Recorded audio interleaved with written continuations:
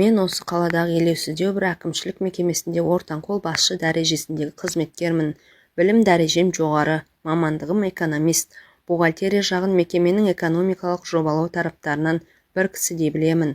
Кезінде үлкен бір басқармада бастықтың экономика жөніндегі орынбасар болып біраз жыл қызмет еттім. Аумалы-төкпелі кезеңде ол мекемеде де жабылған соң басқа жұмыс іздеуге мәжбүр болдым. Қазіргі жұмысым өзіме ұнайды. Жауапкершілік жоқтың қасы. Айлық жалақым да жаман емес. Одан да басқа үйіп-бүйтіп дегендей, пәленшенің құдасы төленшенің жиені едім деп аяқ жетер жерден іздеп келушілер де жеткілікті. Бірі істі болып келсе, кейбіреу түрлі мәселелерде қол жалғау жасауды емеуріндейді. Әйтеуір тамыр танысың, жаман абыройдың арқасында жұртқа шама шарқым келгенше көмектесіп жіберемін. Мұндайда қазақ құр қалдырмайды. Алақаныма ақша басады. Жұмыс бітір деп берген қаражатында қарпып қалам, ортаға түскеніне сияқыны және аламын. Қазағым жұмысы біткеніне мәз.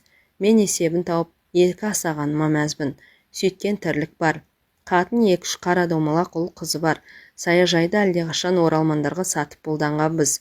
Әттең, ертеректе арзандау кетті, мәшіне бар.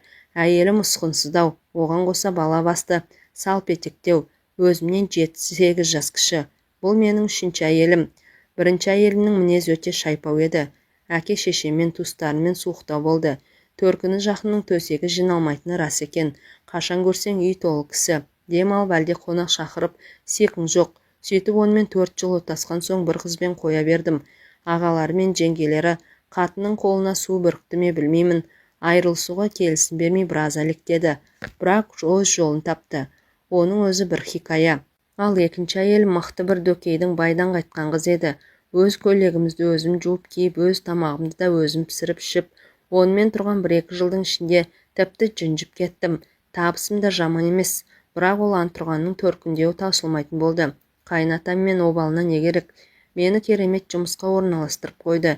Ерте кетем, кеш келем, іс сапарым да көп. Бір күні Атыраудан 2 күн ертерек қайттым. Түн жарымында өз кілтімен пәтерімді ашып ішке кірсем, менің орнында бір сылыңғыр қара жігіт тырдай жалаңаш халде әйелімді құшақтап ұйықтап жатыр. Қапелімде аңырайып тұрдым да тез есімді жиып ала қойдым. Бірінші қатыннан жеген опығым бар.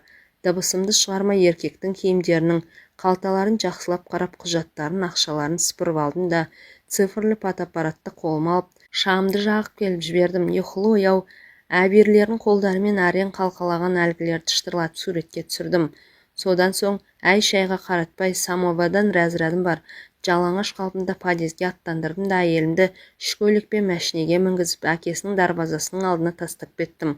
Сотқа арызды өзім жаздым. Бұл тартпайтын фотобейнелер соттың да дөке атамның даузын аштырмады.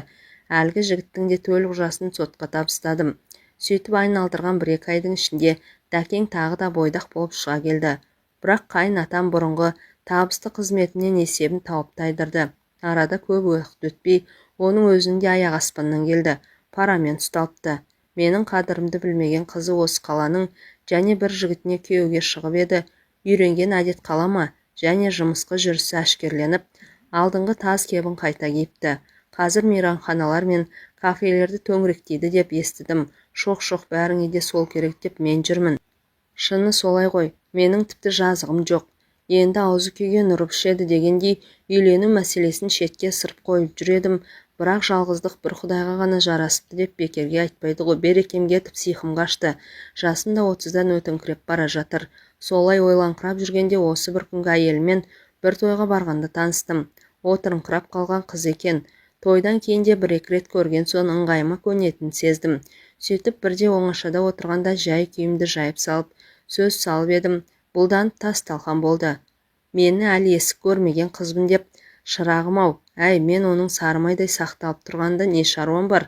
Маған тек қатын керек, көрдік қой ондайлардың талайын. Болса болар, содан арамыз суып кетіп еді.